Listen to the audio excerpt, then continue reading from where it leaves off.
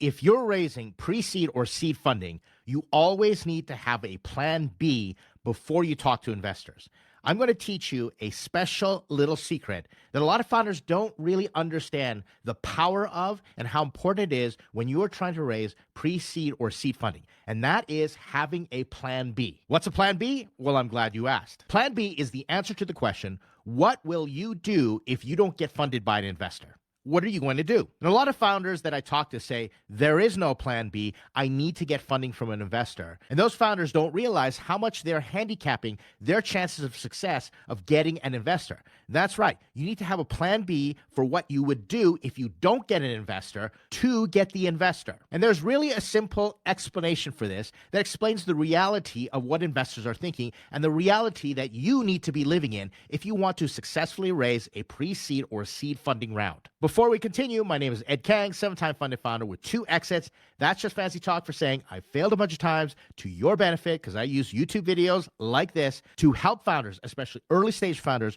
raising pre-seed or seed funding, avoid some of the catastrophic mistakes that I've made when I've been raising funds. Not to say you're not going to make mistakes, but if you do, I'm going to try to minimize the damage, the heartache, the pain, the suffering, because this is tough enough as it is. I'm also the Chief Strategy Officer for Startups.com. If you're joining us from Startups.com, thank you so much. I work with a team there that has raised over $750 million for startups. And we work on pitch decks and funding and investor relations all day long. Not to mention we have a wonderful online accelerator community. And if you haven't joined Startups.com yet, well, I'd suggest you check it out. And while you're here, you might as well leave a like, comment, and a subscribe if you have not done so already. Here's the reality. Investors don't like being plan A, but they hate being plan B. This is the same thing as a typical investor hates being the first check invested into a startup, especially an early stage one, but for darn sure doesn't want to be the last check or want to be squeezed out of the deal completely. And that's where FOMO starts to sink in.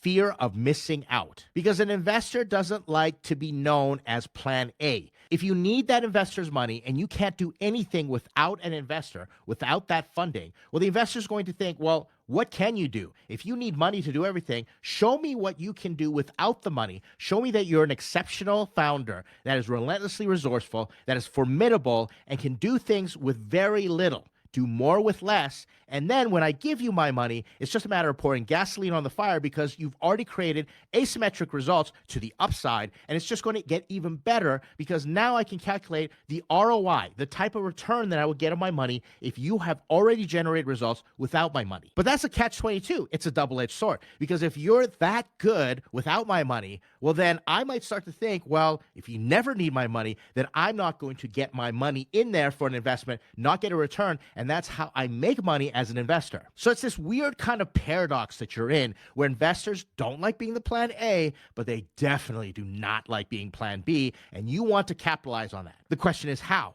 I'm going to show you 6 options on how to build a plan B so you can supercharge plan A. The first thing that you want to think about with plan B is to bootstrap. This is your first option. And bootstrapping is when you use personal savings or early sales to retain control and equity, demonstrating commitment and efficiency for investors. If you have personal funds or you can generate early sales, which is even better, you retain more control and more equity. That means your cap table is going to be cleaner when you do bring on those investors after you have traction, after bootstrapping for a while. Investors love a clean cap table with some traction or knowing that the founder has put skin in the game and has been able to generate results with their own money. Let me tell you a story that illustrates this. I once met 3 founders that were working on a project and they were currently employed at some of the big tech companies. We're talking about Facebook, Amazon, and Google. And they were building a product and they wanted to go raise investment.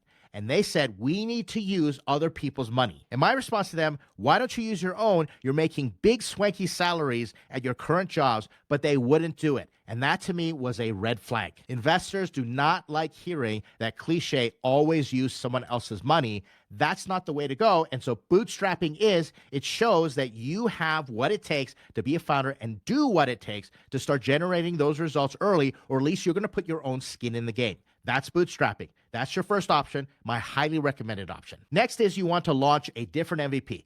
Think about launching it differently, and that's using fewer resources to validate even more with less while showing strategic thinking and adaptability. I've had to do this a few times where I've scoped out a certain MVP and I've fallen short, and I went back and I said, how can I do more with less? And when I start to rethink things, it's amazing how resourceful you can get when you start squeezing every single penny. Here's another story for you. I remember working with a technical team and I asked them, how much will it cost to build this part of the MVP? And they said $100,000. And I said, okay, what can you do for $10,000? And guess what happened? They did the exact same thing. Maybe it didn't have all the bells and whistles, but they were able to demonstrate the product for $10,000 versus $100,000. And it's like that rule with goldfish. The goldfish will always grow as big as the goldfish bowl. That's how technical development starts to go. You just start taking up all the budget. But when you're constrained, you get very creative, and investors like to see that. So consider launching a different MVP, maybe in conjunction with bootstrapping, to demonstrate that you can do more with less. Impress yourself. You might be surprised. The third option for Plan B is alternative funding. There are so many sources of funding these days, from grants,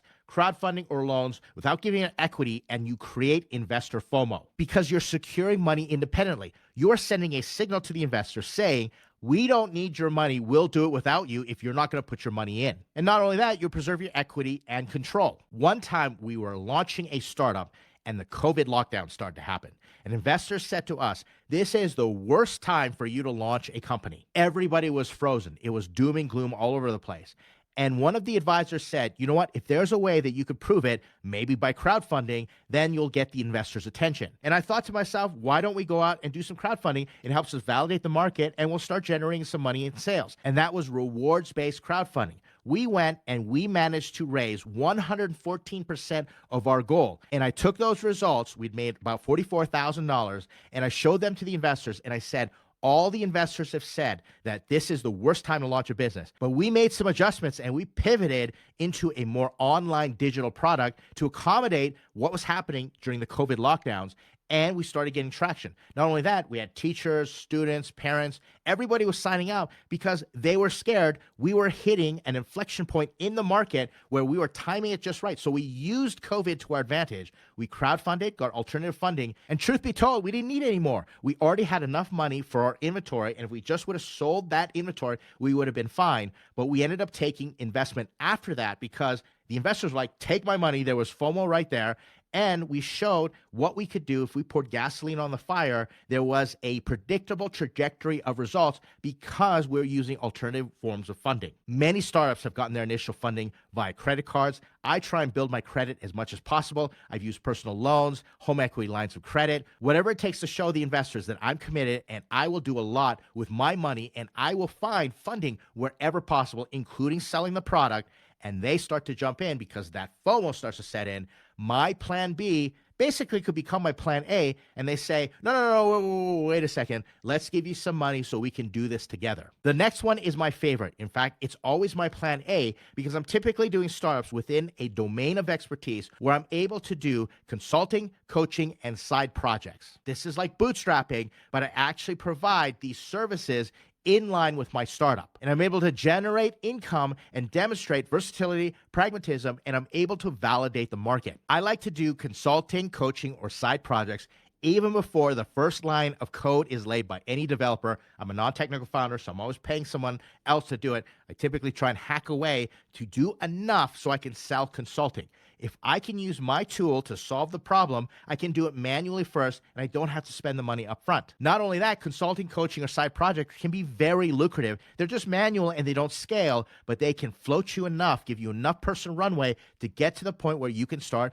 doing development. On top of which, the clients and the customers that you are helping manually are going to be the very ones that you are going to be able to sell to right away when your product is available. And the next plan B option is prototype or proof of concept, which is basically another form of an MVP that enhances credibility and de-risks the investment. Now, this is where a prototype or proof of concept is different. Typically, you'll do a prototype or a POC with an actual client. You will ask them, can I do my prototype here or can I do my POC? or your prototype is going to be viable in an actual business consumer case. The credibility comes from commercialization. So hardware, deep tech founders, you want to be thinking about this as much as possible. But there are many ways that you can show investors and your customers a proof of concept, either by a prototype or maybe a simulation, and you are giving them what they need to imagine the possibilities, and you're de-risking the investment because you're getting credibility. You are getting validation from the market itself. And that goes to you and your founder market fit. If you can figure out where to send that prototype, where to do that POC,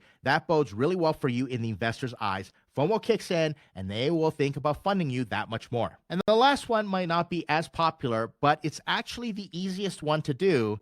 It is work a day job in your domain. Go get a job in the domain of your startup to gain industry knowledge, build a network, and ensure financial stability. Let's imagine you can get a job even in an adjacent industry. Let's say you start selling to your customers. So you're working for a company that has a product that sells to your target market. For example, I know a founder that wanted to work with restaurants. She ended up getting a job in sales for a company with a product that was a point of purchase display. That allowed her to talk to all the companies, ask questions, find out their pain points, when really she was planning on developing an app that would help those customers. That allowed her to get up close and personal and talk to her target market when she was trying to develop an app that would help those restaurants. You can push this even further. I know a founder that was working in robotics and he wanted to redo the whole restaurant system, service robots, etc. He took a job and worked for free. I'm sure he got tips in a restaurant because he wanted to understand the logistics and what was going on inside a restaurant for when he started to build robots and his automated machines. As soon as investors heard his story that he was willing to sacrifice and go get a job, that gave him so much more credibility that made them believe in him as a founder. So the secret to this one is to get a job in your domain of expertise. Sure, you can bootstrap by working your job or not quitting your day job, your career, in something completely different. But if you're willing to go get a job directly related or adjacently related, indirect to the customers that you want to target with your startup, that would be just as good. And there you have your 6 options for Plan B. For your action item, I want you to pick Plan B right now. Stop, brainstorm, look at all 6 options and say, what's my Plan B? I'm not telling you to stop fundraising, but I'm telling you to get serious about a Plan B and start allowing that mindset, that mentality to help you while you're raising funds with investors. As you are successful at Plan B, Plan A is going to go much easier. Now, I hope you get Plan A done. I hope immediately investors just start writing you checks because you're that good. But that's really hard these days. And a lot of founders need to take that time. And it takes 6 to 9 months to get a check in the bank anyway, especially in 2024 conditions. So if you got Plan B in the back of your mind, you got it up your sleeve as a backup plan, you're going to be that much more prepared. Psychologically, you're going to be more at peace. You're going to have more emotional capacity. And you're not going to come across desperate to investors. If investors know that you absolutely need their money, if you don't get their check in the next 30 days or you're going belly up, all the lights get shut off, that is a non-starter, a big red flag for investors. So commit to Plan B right away. Do it. Do yourself a favor, follow this advice, and then after that, I want you to watch the other video that I put on the screen. And this video is going to explain how I would do Plan B, how I would bootstrap a company from scratch and create a unicorn. You'll see what I mean if you watch the video, if I had to start all over again. In the meantime, if you have any comments, I'd love to know what you think. Thanks for checking this out. I'll see you in the next video.